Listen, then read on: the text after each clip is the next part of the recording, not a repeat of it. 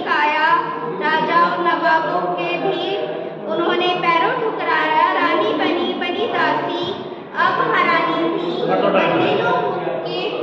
बंदेलों के मुख से हमने सुनी